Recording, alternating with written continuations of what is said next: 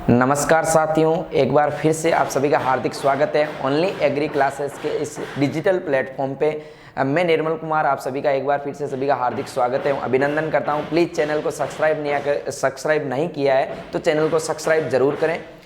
आज अपन बात करने वाले हैं दोस्तों कि आपने जैसा कि पता है कि आंसर की जारी कर दी है अधीनस्थ बोर्ड ने।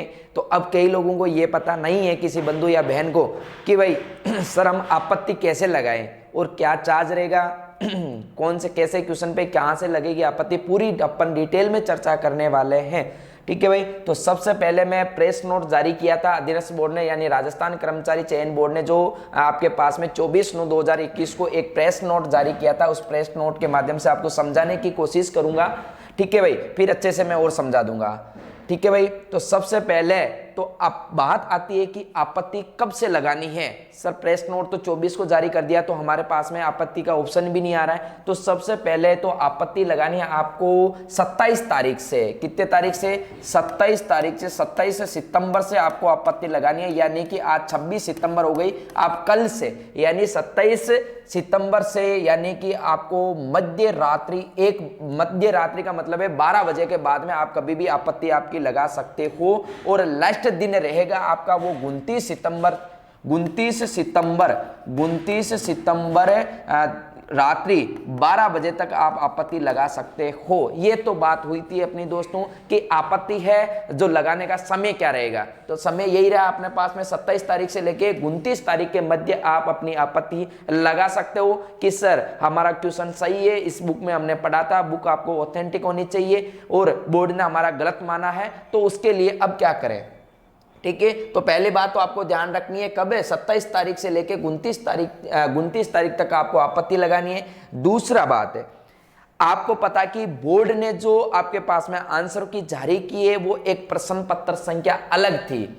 ठीक है। तो वो प्रश्न पत्र संख्या कौन सी थी? अपने पास में 103 के आसपास थी। तो एक मास्टर प्रश्न पत्र बोला जाता है उसको। तो मास्टर प्रश्न पत्र प्रश्न संख्या और उत्तर विकल्पों क्रम से आधार ही मानी जाएगी। मतलब कहने का ये मतलब है जो बोर्ड में जो पेपर बोर्ड की साइड पे मास्टर पेपर होता है वो दिया था आपको बोर्ड ने साइड पे, और वहीं पे उसी की उत्तर कुंजी दी थी। तो आपको आपत्ति लगानी है वो आपको आपके पेपर के अकॉर्डिंग नहीं लगानी है। जो आपका मास्टर पेपर है ना, उस मास्टर पेपर में क्वेश्चन देखना है कि क्वेश्चन नंबर कितना है, उसमें ऑब्जेक्शन कौन सा गलत माना गया है या आपका ऑब्जेक्शन क्या है। तो उस मास्टर पेपर के क्वेश्चन में 5वें क्वेश्चन आएगा या फिर 8वां क्वेश्चन है आपका कौन सा गलत है, तो उसके अकॉर्डिंग आपको आपत्ति लगानी है। ऐसा नहीं कि आपको आप वाला पेपर ले जाके दे के आ जाओ तो वो गलत माना जाएगा आपका।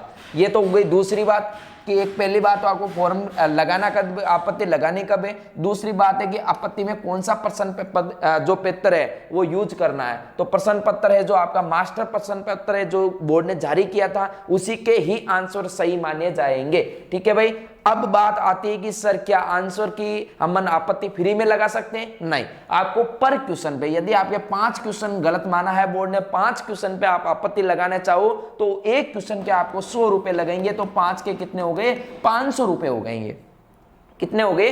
500 रुपए हो जाएंगे। तो आपको सीधी सी बात है कि आपत्ति लगाने के लिए एक क्वेश्चन के लिए 100 रुपए देने पड़ेंगे। यदि आप ई-मित्र पे जाए तो आपत्ति लगाएंगे कहां से? आपकी जो एसओसो आईडी है वहां से ये शुल्क पे करना है भाई। 100 रुपए है ना, एसओसो आईडी से ही आपका शुल्क पे करना है। और रही बात वापिस रिफंड की, चाहे आपका क्वेश्चन गलत था सही था, वापिस 1 रुपया भी रिफंड नहीं होगा। यदि आपका ई-मित्र वाला एक्स्ट्रा चार्ज ले रहा है तो वो अलग लेगा। ये 100 रुपए तो प्रश्न पत्र की जो आपत्ति है क्वेश्चन की वो आपत्ति के लिए माना जाएगा।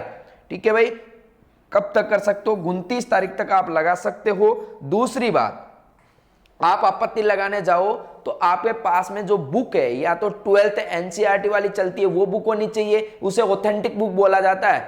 ऐसा नहीं है कि हर कोई बुक में कुछ लिखा हुआ और वो उठा के लेके जाओगे, वो कभी गलत माना जाएगा।